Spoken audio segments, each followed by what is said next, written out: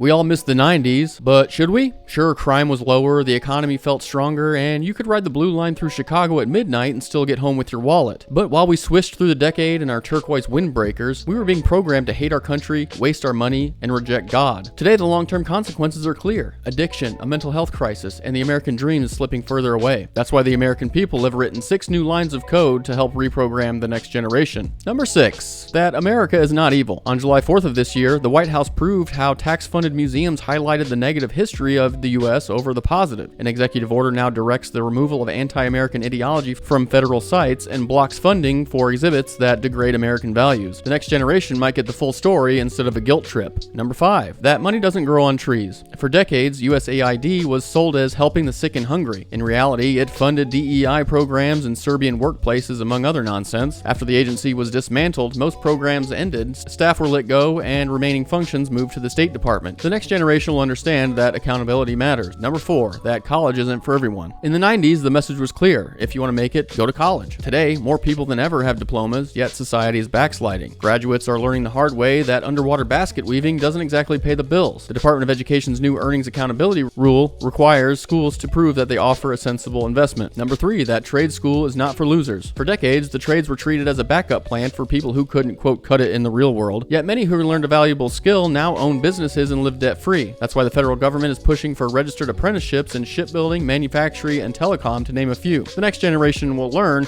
that skills pay, not liberal arts degrees. Number 2, that boys don't belong in girls' locker rooms. Here's one thing the 90s mostly got right. Boys use the boys' bathroom, girls use the girls'. It wasn't up for debate. But the progressive line that girls can do anything boys can eventually opened the door to males competing in women's sports. A recent Supreme Court ruling says states can ban males from women's sports. Kids will understand that subpar male athletes can't beat up on girls as an alternative. Number 1, that y'all need Jesus. I was among the last kids that recited the Pledge of Allegiance before it was phased out for fear of offending somebody for saying the word God. Yet the consequences of removing Christian values from daily life are hard to ignore. That's why median in-person church attendance rose in 2025 for the first time in decades. Looks like the next generation could get both sides of the story. It's not an overnight fix, but by pulling these less popular levers, if they stick, we'll reverse the programming that got us into this mess to begin with.